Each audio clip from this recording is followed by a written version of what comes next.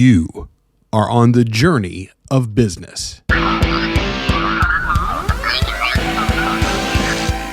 entrepreneur and innovator who spent a lifetime of advising from behind the scenes, building businesses through word of mouth and referrals. Now Mike Wolf is ready to share these strategies and business outlook with you. You're here. You're ready for the journey of business with Mike Wolf. What is up, everybody? Welcome to the Journey of Business. I am Mike Wolf. My guest today is a good friend, an entrepreneur, an artist, a philanthropist, and a motivational speaker. I'm excited to welcome Vernon Deas to the show. Hey, what's up, Mike? Man, thank you so much for having me on, man. This is amazing, brother. It's just like from an idea to, man, we're here doing it, man. So this is it's a pleasure to be here with you today, bro. That's what's up, man. Hey, I appreciate you being here. You know, I look forward to sitting down with you every time we sit down. I feel like we change the world when we start talking about business, you and I. Yes. You know, so many incredible things come out of all of our conversations and dreams and prayers, and everything that we talk about always seems to come to fruition in such an incredible way. Tell everyone a little bit about yourself, you know, your family and stuff like that, which I know so much about, but tell everyone about what you're doing and what's going on. You know, I'm just a kid from the Midwest. You know, I grew up in Kansas City. You know, grew up in the best era ever. You know, like, you know, the 80s and the 90s. So like right in the crux of like the most iconic people in sports and music, say fashion, got to explore everything from breakdancing, hip hop to skateboarding.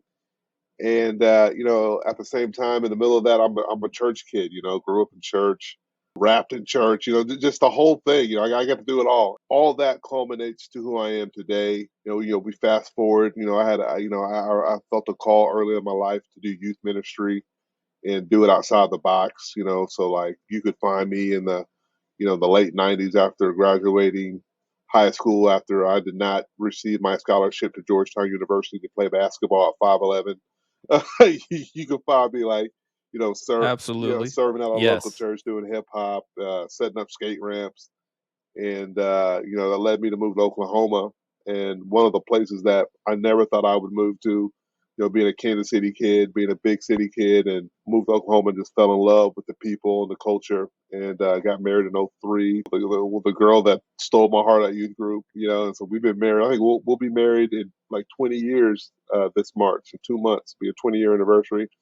Yeah, that's incredible. And, just through having to bootstrap being as a youth pastor, picked up graphic design, which is a huge passion of mine, wanting to like have that, wanted to itch that entrepreneur drive in me. I started a little side hustle called GRPFly, just started hanging out at hip hop shows that I would be at, going to different events and begin to scale it. And here we are today, talking to my man, Mike, about my life. So, I've always felt a pull to just using culture to reach culture, and that means like, if music was something that was impressing me, then I would use music to help reach people to a better direction. If it was skateboarding at the time, I would use that to help people to a better direction. So it's just art, just being an artist, being a creative. I can actually remember that time when I had to be creative. Like I remember it like yesterday, it was my junior year in high school. Getting ready to start my first Friday night lights as a junior, kickoff returner, starting wide receiver. I was like the Deion Sanders I had at the time, but 2 weeks before the opening, game, ripped both my hip flexors. I don't know how I did it, and just couldn't play any sports. That was my whole life. And then I remember walking past the art, the art section of our high school, and be like, man, that's pretty cool. And then that spark, so I just began to always like look at art. And then, with the emergence of skateboarding and, hip hop, I was like, how do they make these cool album covers, and it just began to spark something in my heart. But I mean, like I said, I'm just a Midwest kid, with the heart just to do something, big, creatively, and take as many people on the journey as I can, and I'm a husband. I've been married for 20 years, like I said before. I got 3 amazing kids. We got a 14-year-old daughter, a 10-year-old daughter, and a 7-year-old son. And man, I just love doing life with them. Yeah. Just turned 45. And so I'm just enjoying it, man. Just enjoying it. That's what's up, man. So I know a lot of people know you publicly from GRPFly, your company, your brand.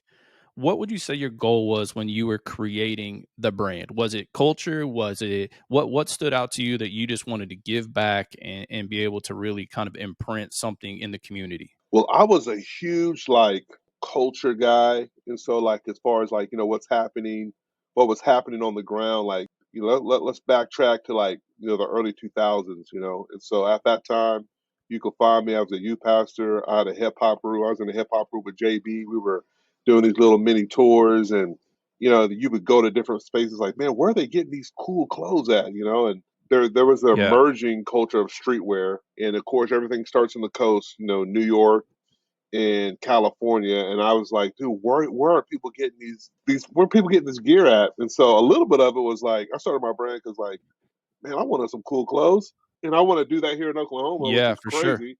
But it's really just a culmination of all the things I was interested in. Knowing that I was getting ready to start a family and couldn't travel as much, knowing that I still want to be a part of hip hop culture. I would, with all my activities as a youth pastor, as a father, it's hard to remember all those raps in your head, when you got to go perform them, So it's like, man, I want to be a part of it, but let me, let me make some money too. It just started a brand just as a way just to still be involved in the culture and have fun and kind of scratch an entrepreneur itch. So the name Group Fly literally came out of the idea of, first of all, I wanted to have a brand. I wanted to make an impact on culture, and really, I wanted a brand with the word "fly" in it. I don't even know why. And so I began to look up the Right. word, just Come on. think ideas, and I Yeah. said "group fly," and I looked it up, and it is exactly what it's my mission. It's a group of people elevating to a higher destination. I love it. My heart is to help people just do their God-given gift. I think the Lord has used our brand, has used me to kind of just like people, just encourage people. And so my biggest thing was I wanted to have a brand. I wanted it to be something positive because, during that time too, like I guess the current of the culture, it was just so dark. And so like it was just super dark, super gnarly. And so I wanted something positive, something like still fresh. And then also something that was like, I mean, a CEO could wear it and then the dope boy could wear it. And so like our tagline was, again, a Yeah. group of people elevating to a higher destination. You see the tagline on my hat, it says fly or die. And so I basically believe like you're either taking up space or dying, or you're elevating to what God has for you or your gift.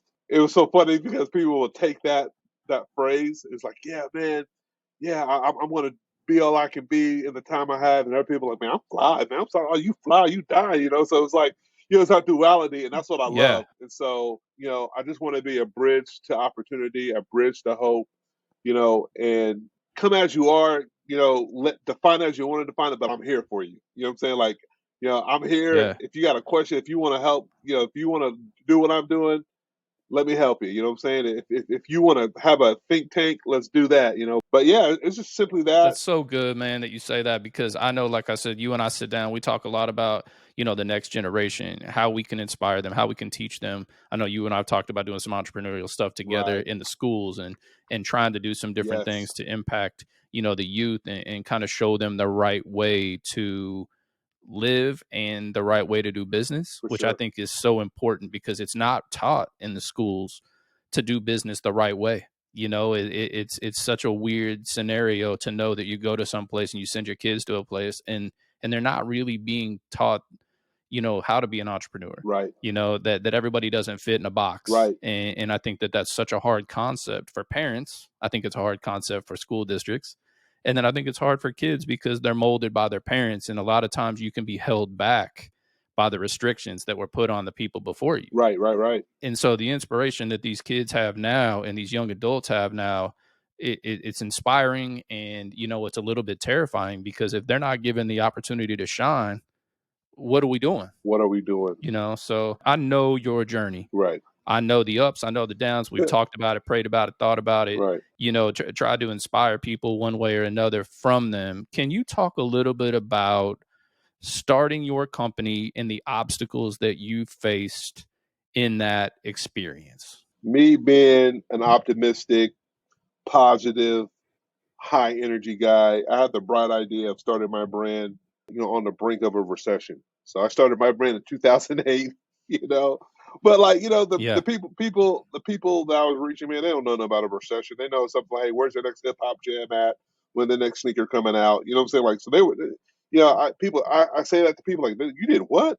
A quick backtrack. You know, my wife and I had saved up $10,000 for a minivan, and that's what we're going to start our family with. You know, get a nice vehicle, and then she invested that money into the brand. So my wife is my first investor. So shout out to my beautiful bride, Amy, The best investor, the right? best investor. You know, and I know you know that well. You got a ride or die with you too. I do. Yes, I get it. But moving forward with that, you know, like we just began to, you know, whatever I saw, like the bigger brands would do, I would have tried to do that. So I'd make a magazine, you know, go to the different stores of people. So I already elevated my brand because I was just, you know, as being a youth pastor, I had to learn how to do graphic design, how to learn to do photography. And so I'm just trying to do what I can. You know, little by little, every year we begin to scale the business. You know, I can remember I went from being a youth pastor, a youth organizer with Youth for Christ, and I went to you know, a large church here in Oklahoma City, and they like, hey, we want you to come on staff, and you know, and they offered me this amazing salary. It's like, man, this is crazy. You know what? Mike, I'll be honest. You know, I got into that job thinking like, man, I made it. I got a good salary. I got a 501k, and I was just miserable, man. I was just miserable because I knew I was called to do this group fly thing. And so, like, you know, I'm fast forward to 2000, you know, 10ish, you know, and I went to my pastors, and you know, this is burned on the inside of me, but I got to go do this. I raised some capital through like a nonprofit idea I had to go to the schools and teach like leadership through hip hop history. And so, you know, I'd raise 60K, you know, leave my job, you know, leave my benefits. You know, we found out that my oldest daughter, has a hearing loss. So we're going to trust God in that. And so as I'm leaving, you know, I'm full of energy, full of life. You know, I've got the donor commitment of 60K for the next year. We're good. Well, 4 months after I left my paid gig at my church, my paid pastor salary, you know, it's by April, the donor comes back to me and goes, we're not going to be able to support you anymore. So here I am, a wife, a kid, a mortgage, a kid with a hearing loss, no insurance, and no support. Being an entrepreneur got really real in 2010, really real. Right. You know, just begin to trust God. I'm a graphic designer, so I just begin to hit people up and, you know, begin to, you know, get side gigs. You know, I did something for the Oklahoma Redhawks. I was speaking, and then I spoke all summer at youth camp, and so that got us through all the way to October. But I remember being like this, and this is the crazy story right here. Is I remember being at a small group, literally had $100 to my name. I mean, literally, that's all I had. You know what I'm saying? And like we had seen God provide all the way through. You know, I had people coming to my door and giving me $1,000 cash. You know, the Lord told me to bring you cash. I'm like, golly. So the Lord had provided all the way through. So I said, Right. man. That's so good. So here I am, Yeah. October, $100 in my bank account, and we just praised to God. We just prayed over the situation. The next day, I get a call. Guess who I get a call from, Mike? Tell me. I get a call from the guy from the organization that reneged on the 60K, invited me to a ribbon cutting ceremony. Are you kidding me right now? So like, Right. so as a father, as an entrepreneur, as a man, dude, I was like, bro, you're lucky I don't come through this phone and throw you through a window. You know what I'm saying? But Right. I felt the Lord tell me, you know what? I want you to go, and I want you to tell him thank you. I'm like, God, are you serious?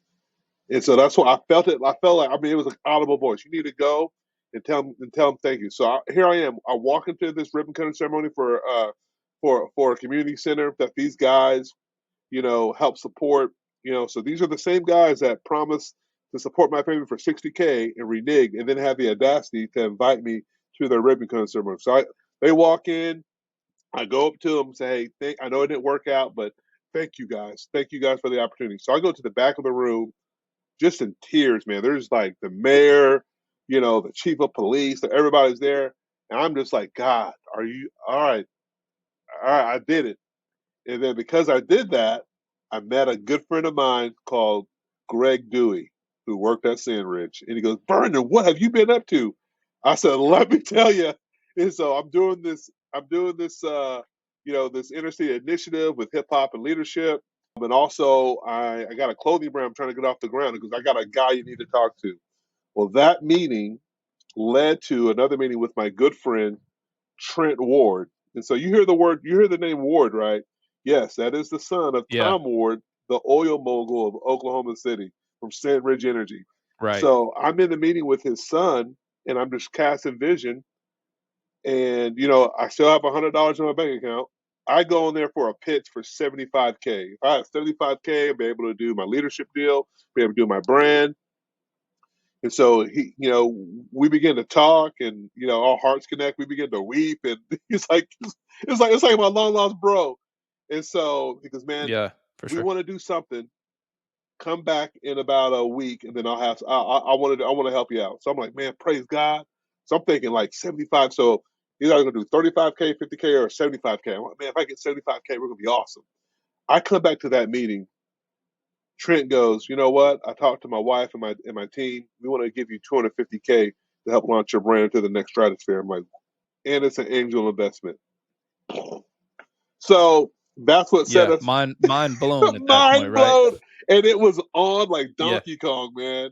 And so like, Right. I mean, that's what we call it the glory, like the OG days of group fly. So you might have seen me driving around in a Hummer that was wrapped. So we would set up at all the festivals. So I had an idea to do a food truck type of, but for T-shirts. So I had a Hummer that was wrapped, and then we had a trailer behind it that was a pop-up store.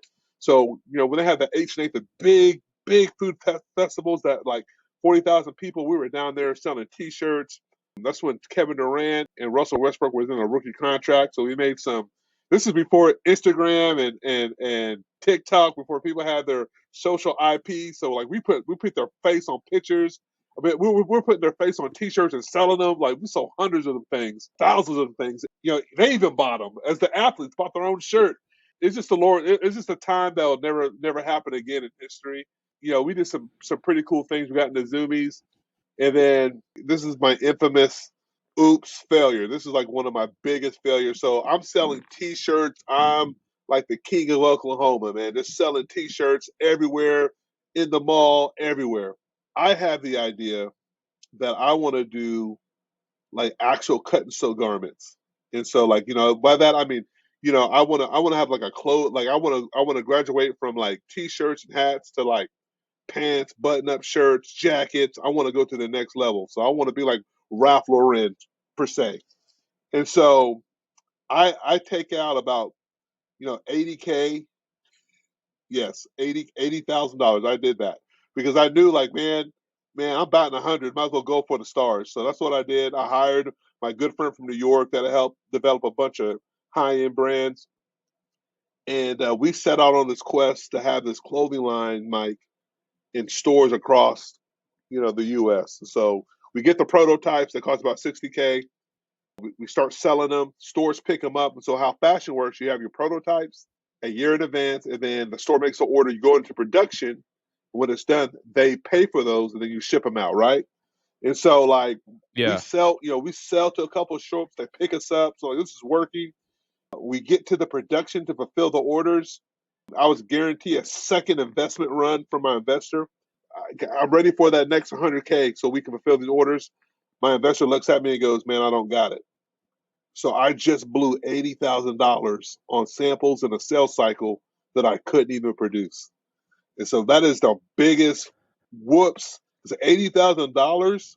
Like, I mean, I could have bought some real estate. I could have bought, you know what I'm saying?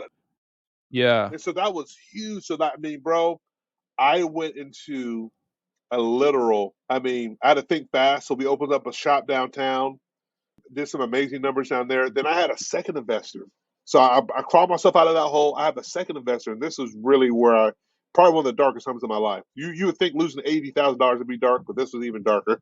So Okay. I don't know if I've told you this one. This is a deep wound. So I opened a store downtown, Mike, and like the first day we did like 10 grand in 3 hours. Line around the corner. It was like every fashion designer's dream, right? So we're right down Incredible. in Midtown, right across from McNelly's. And so prime real estate. Okay. I had this shop. I had another investor that came in and goes, you know what? I love what you're doing. I want to see you guys expand. I've got an opportunity to open up a store in Edmond and open up a store downtown across the Kitchen 324. Again, I was like, all right, I hit pay dirt twice. I got the first investment, had the little hiccup. We're back. I'm gonna have 2 stores, and so I flew to LA. I flew to Vegas. I had the top brands. I had Nike, Adidas.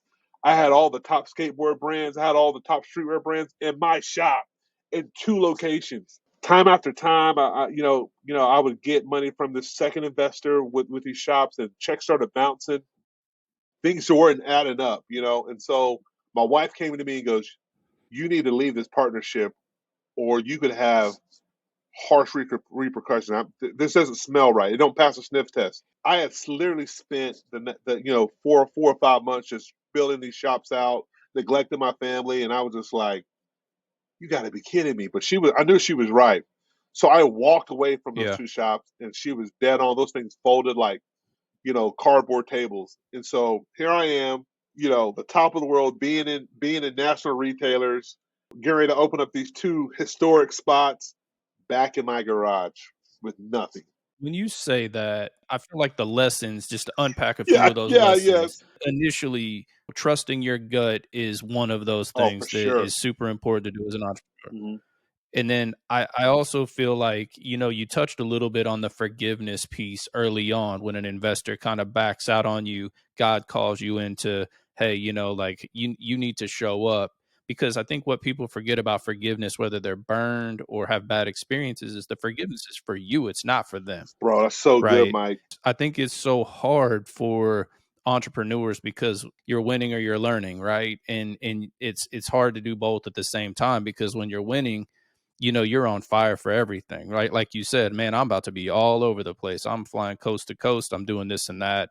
And I think what's interesting about that is you have to bet on other people. Right, And it's so much easier to bet on yourself as an entrepreneur, right, right? You're willing to ride or die for yourself and for your family. But when you start having other people with other intentions involved in your business practice, you don't know what you're going to get. right.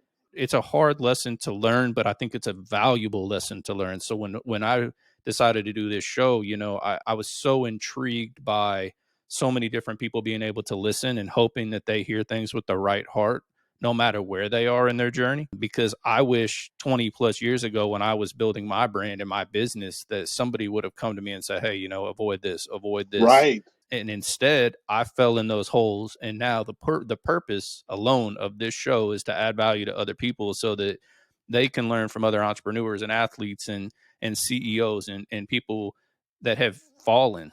And they learn from their experiences. And hopefully what they do is take something away from this and do something with it. I think that's the most important purpose for this show for me in creating it. So I wanted to ask you, as an artist, because I know you're an artist first and foremost, right? Your passion is creation, right? Like you love to create. I know this about you as a friend.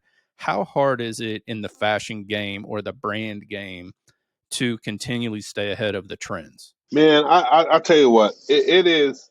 I mean, it's a monster that that you can never feed it enough. Like, especially with everything being so instant. We live in a microwave society. Like, you put something out, it's already old. By the time you go to sleep, it's old.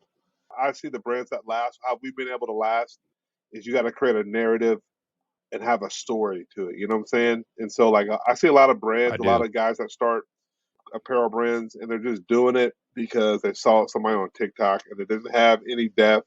It doesn't have any background. It doesn't mean anything. It's not. You got to create like a lifestyle based brand, So, like I said, Right. GRPFly, we want to see people. We want to elevate together, and so we want to, we want to give back. We want to collaborate with other creatives, And so, like, out of our brand, we've launched an agency, and we add value. We come in and do creative consulting. We do apparel fulfillment, and so, like, that's what helped. That's what's helped us.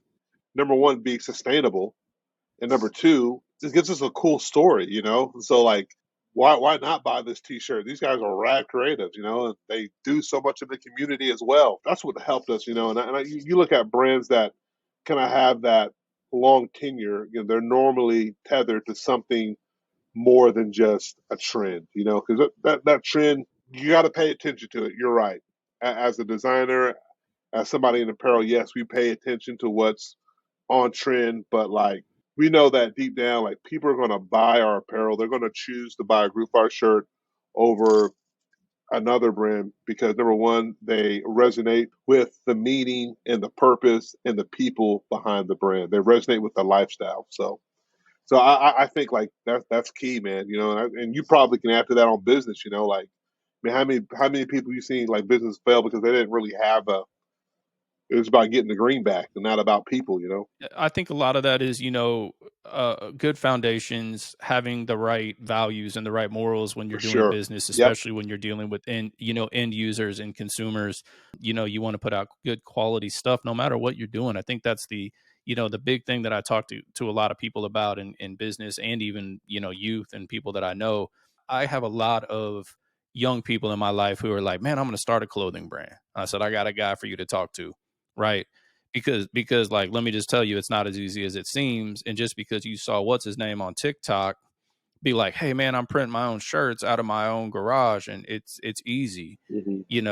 and they don't really have a concept of putting in the work and putting in the time. So I think that's hard because like I was going to ask you, what kind of advice do you give to artists, because I know you surround yourself with creatives, right? Right. And what kind of advice do you give to somebody, or would you give to somebody who might be listening that goes, I'm thinking about starting a clothing brand or an apparel brand or a brand of my art, right? And I want to put this out to the world. What kind of advice would you give to somebody who's like thinking that's their next step? I think the biggest one is like what's helped us a lot, and then we've had to come back to it recently.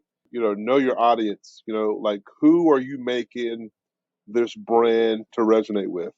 And you'll be surprised. Like you might say it's I want to get young people, but really your target market is also their moms because they got the bank account.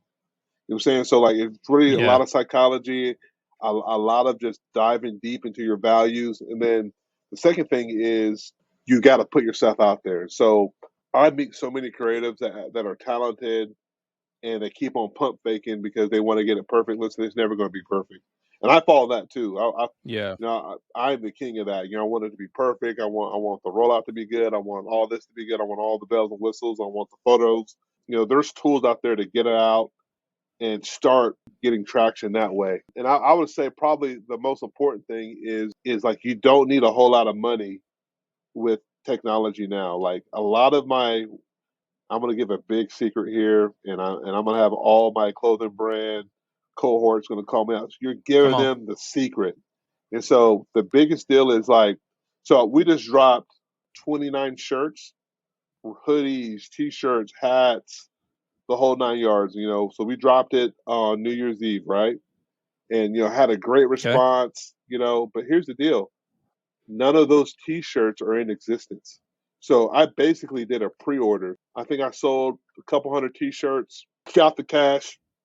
What I'm gonna do tomorrow is I'm gonna order all the T-shirts, put them into productions, and ship it. It didn't cost me anything. It cost me my time and my Right. marketing dollar. I maybe spent $100 on Facebook, Instagram marketing. But I built up I've got about 10,000 followers, so I built up my base. That's what it is. And so like, so I could drop a new collection every week. It doesn't cost me anything. You know what I'm saying? And if they, if I sell 1,000 shirts, if I sell 500 shirts, if I sell 20 shirts, it don't matter.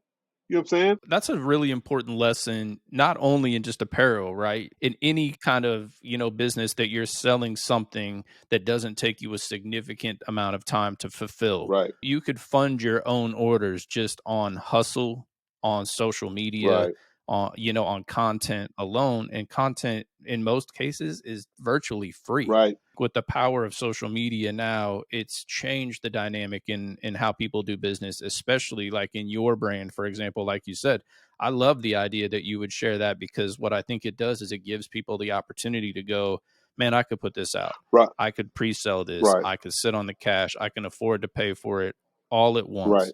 But what I also believe can happen from there is people learn hard lessons, right. I was right? about to say, I was They about to say, fulfill there's a it. little bit of Their a clothing orders caveat. are wrong. There's a little bit of caveat, and you being You being a systems and operation guy, not to cut you off, yeah, like there's a little bit of caveat in there. I know you got to go to systems and operations, but there is a path of system operations you got to have intact. You got to have your production intact. You got to have your deliverables on tax. You got to have your shipping on tax, so you're not going in the hole with shipping.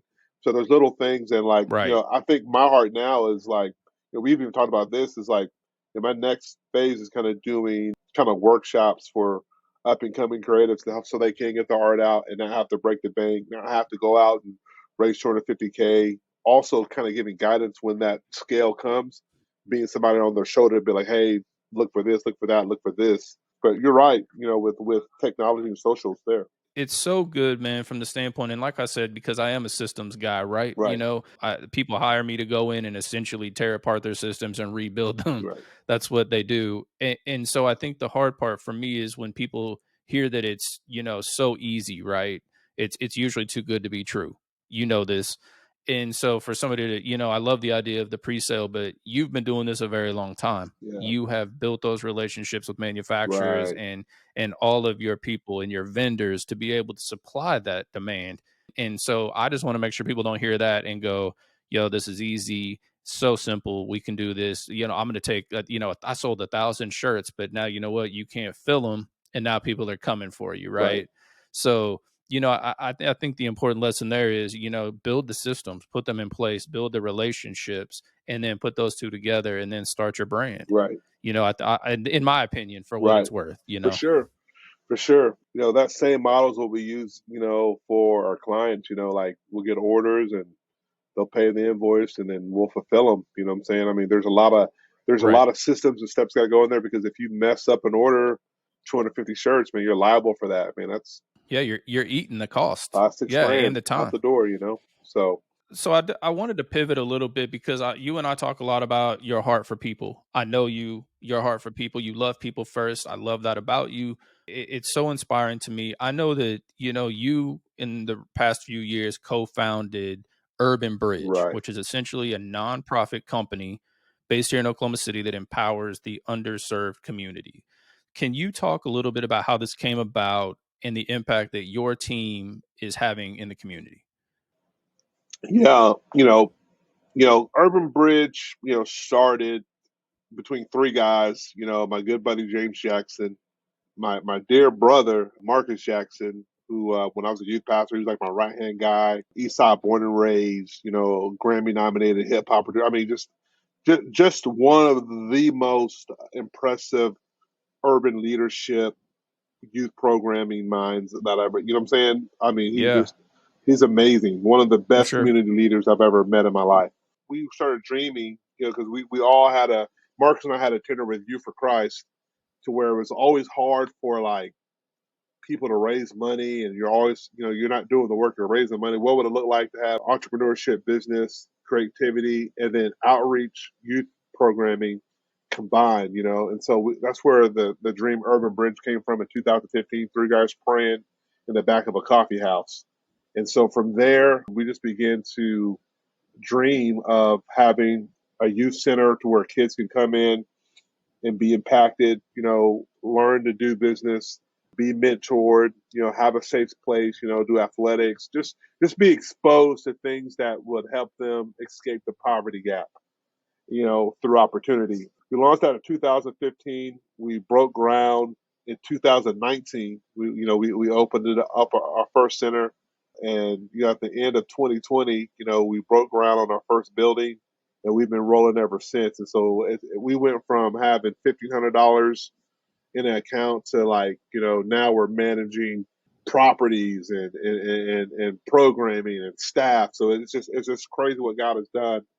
And so it's something to where like our brand Group Fly, we see it as an extension. We see we're founders, but it's unlocked so many things, for me and our company, me and my family, and it's kind of the fulfillment of the youth pastor that wanted to have a space and just wanted to just go crazy and have an opportunity to impact as many people with cool stuff, man. We got recording studios in there. We got like a tech room. Yeah. These are all sponsors with community sponsors, a full kitchen, building a skate park. And so it's just crazy, man. And so like it's out of 18th of Martin Luther King, and then we're already ideating our second launch, which UrbanBridge, our nonprofit, and then our youth center is called the Bridge Impact Center, located off of 18th of Martin Luther King. And then our next center is going to be geared for students 18 through 24, and we're just launching innovators and entrepreneurs out of it and creative. So, so good, man. So that's kind of it in a nutshell. I don't want to hog all the time, but like, no, you're good, man. See, I think that there's so much inspiration in that, because what you're doing is you're giving creative people an outlet, right? You're giving people, like you said, you got a kitchen there, you've got all these things, the after schools, the programs that you guys do there are so incredible. And I know the impact that you guys have on the community is so strong, and I'm super excited to see, the next center, because basically what you're doing is inspiring the next generation of entrepreneurs and young adults to take that step to learn whether they fit that mold or whether they need to pursue something else. So I think that's such an awesome opportunity there, man. In step with that, I know you are a motivational speaker. You preach to a lot of people. You speak to a lot of people. People ask you your opinion on a lot of things. How important is inspiring others to you? I know it's very important. You would think from a macro perspective, but micro perspective, how important is it for you to make that inspirational touch with people? I think it's important, and I don't take it lightly. And sometimes I pinch myself, and I'm like, how did I even get into this position to be able to speak to somebody? Even if it's a small group or a youth group or a congregation, I'm like, Lord, like this is crazy. I just started making T-shirts. I'm a you know you know what I'm saying. And so Yeah. like I always hold that with honor and care, because it's like you have an opportunity to encourage somebody in a season where they may need to be encouraged. You have a moment to affirm a gift that somebody's been doubting. And so like I love those moments, whether it's a conversation, and I really, I spoke in rooms as, with a sea of people, but really like my favorite conversations are just, getting with other entrepreneurs, innovators like yourself, and just begin just to ideate and unlock potential and maybe opportunity, and because there's an exchange in that, what I'm saying? Like I mean, how many times we've been in, talking to one another, and I'm like, oh, that's a great idea. I didn't see it from that perspective, but Yeah. because we're making that exchange. So like I do enjoy that, and as much as as Instagram cool looks to maybe speak to a lot of people, and have that moment. I really cherish the moments of, like one-on-one or a small group where we're talking and we're really getting to the nitty-gritty. Yeah, I do enjoy that, just over time as being a youth pastor, and having, just having that heart to impact people and Yeah. see them, make godly choices and follow Christ. I love that. Yeah, there's power in that for sure, man. And I know we talked a little bit about it, a lot of different things today, but the premise of this show, when you and I sat down 3-4 months ago and really kind of prayed about it, honestly, you and I sat and prayed about it, remember? And it was kind of an inspirational thing for me to go, I want to build a show that's really based around the return on investment of failure. As an entrepreneur, I'm always inspired by people's take on their return on investment of failure. How has Right. falling in your journey, helped you in your life? I think what it's done, is number one, it increases your faith. You know what I'm saying? Because it makes you, number one, it makes you go back. And me and my wife always say this: makes you go back and look at the tape, and the tape always reminds you the faithfulness of God. That your failure is not final. So like, you might be in a valley season, maybe in your business, maybe in your calling, but you can always go back and look at the reminders and the goodness of God. You can always go back and look at the times that God's always provided, God's always come through. You've never been without food, like, what I'm saying? You never been forsaken, you never been lacking bread. And so as long as you stay in him, you got to ask the question, what lesson do I need to learn in this season? Coming out of a season, personally, I mean, the last couple of years have been, 2017 has they've been bootstrap years. Like we're coming out of the carnage. Like 2015 was devastating. I was going to launch 2 stores. We had to rebuild and had to take a step back. And I feel like what I've learned in these times is I've learned that, man, I've got something of value. I got something that I can scale, and I've got to work on my leadership. You know what I'm saying? I got to now. I've gone from a consultant. Now I got to lead. I got my next thing is leading, because like this business is too big for me to carry by myself now. You know what I'm saying? So like I'm forced. So all those failures, all those things have led to acknowledging, hey man, it's okay to fail. You want to fail because that's how you get better. But number two, it helps you realize the gaps. You know what I'm saying? Like, okay, so for that not to happen again, I need to create a system, or I need to find, if that's not my skill set, I've got to come up with a solution to fill that. See, whether I outsource it, whether I raise capital to get somebody to take over that position, and then that always going to come down to leadership. That's what it's going to come down to. And that's Yeah. what I think my word for 2023 is like optimize. I'm going to optimize my schedule. I'm going to get the capital I need, and then I'm going to lead the most amazing team that our agency has ever seen. You know what I'm saying? So we're going to impact culture, and we're going to make it happen. We're going to expand. We talked about this a while, but I've now fully committed to the expansion mode. I was really like, holding my horses tight. Not Right. yet, not yet, not yet, because I just knew it wasn't time yet. I wasn't ready. The systems weren't ready, but Sure. I feel like for the first time in a long time, oh yeah, it's time to go. Like, okay, it's time. But I know that it's gonna be developed on my leadership and then on my systems and operations. That's because the numbers are there. The numbers, I don't know how they came out, but Yeah. I got the year in, and we grew. I'm like, how did we grew? I'm like, I was being conservative all year, and then like we Yeah. grew. So but also let me know that there's a lot of different seasons where we were outsourcing a little bit more than we did, and I was preserving my energy. I was taking time to be at home more. I was taking time to rest, taking time to my new passion in life is skateboarding. Yeah. Like, that just feeds me. I'm more energized, and so like I've learned a lot, through failure. The biggest thing is just like, man, just learning from it and then making those tweaks and adjustments, because you're always going to fail. You're not going to hit it out the park every time, but you can learn from those mistakes, learn from those bad decisions, learn from those bad deals, take notes, and put it into practice the next time you come across there. So like, failure is key, man. Failure is key. Yeah, and I think it's so good because you mentioned the reluctance. You and I sat down a handful of times last year and really kind of talked about what you felt like you were being led to do, and it was kind of take a season. Like, hey, I need to take a deep breath. I need to re-engage with my family, re-engage with the community, and you wanted to jump headfirst into skateboarding, which I thought was awesome. I mean, that's Right, a deep passion of yours. And so right, what I thought was really great about that is sometimes it's hard for people when they're so deep in the business to take the time that's necessary for them to scale the business. right, And I think it's so hard for people to understand the importance of taking a deep breath and to being open to that not derailing your business. Like you said, you were conservative and you scaled past your numbers from the previous year. So not even right, goal driven. It was like, hey, it just kind of naturally happened. Well, it wasn't natural. It was supposed to happen like that. You and I both know this. right. The last thing I kind of wanted to jump into before I let you up out of here, because I know I've taken up a ton of your time and I'm so thankful for it. Man, I love it. No, I love this. Yeah, what's a good piece of advice that you'd share with anyone who's listening that is considering either starting a business or giving up on their dream?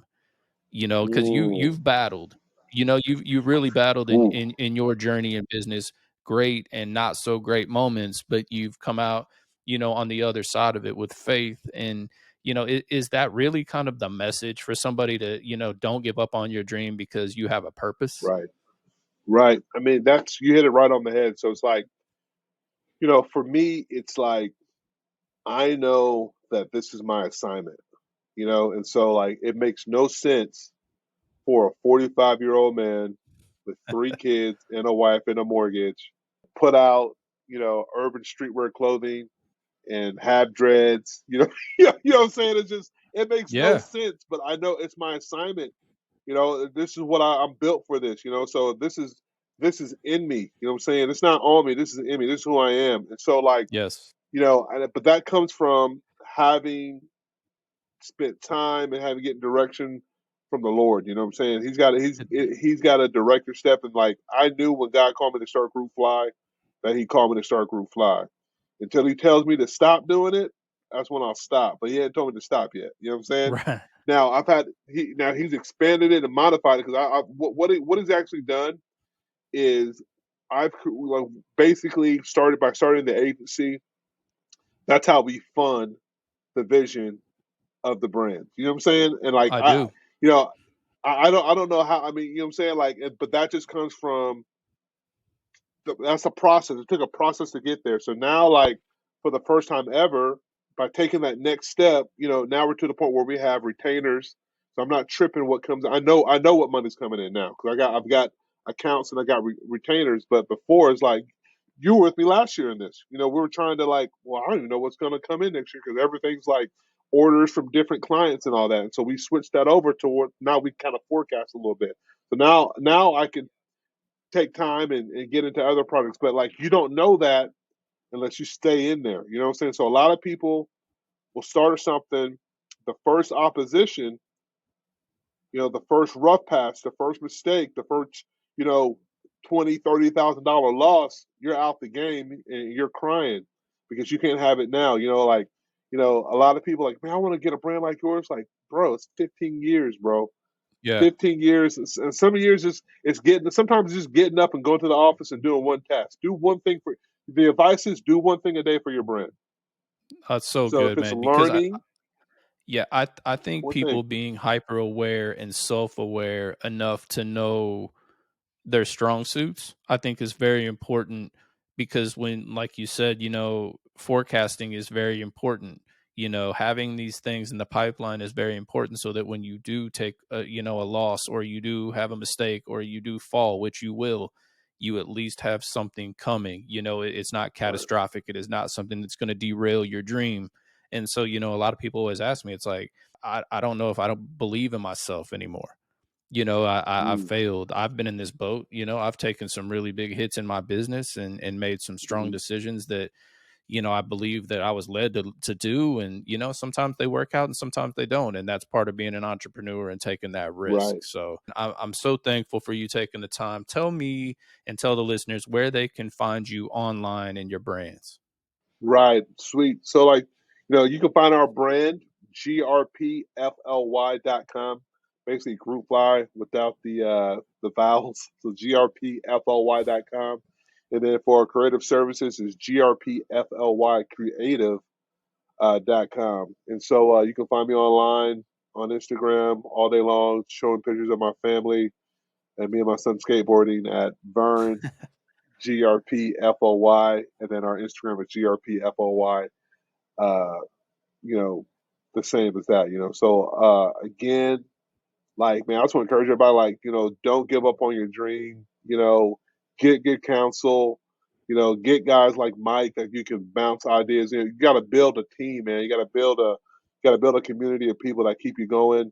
And and here's the deal, like, and if you listen, if you failed and if you had a bad deal, here's the deal: be creative and think about ways on how you can get back. This is America, so like, Yeah, there's always a way to come back. You might not like it. You might have to roll up those sleeves. You might have to deliver some right. pieces for a couple of weeks, but like, Yeah. your failure is not final, dude. It's not final, bro. Yeah. Bro, that's so good, man. I'm so thankful that you came on the show. I'll have all the links in the bio for everything that Vern's doing in the community and also with his brand group Fly. And, I'm so thankful for you taking the time, bro. I believe this episode is going to inspire so many people to not only Nice. follow their dreams, but not give up on them. So thanks so much, man.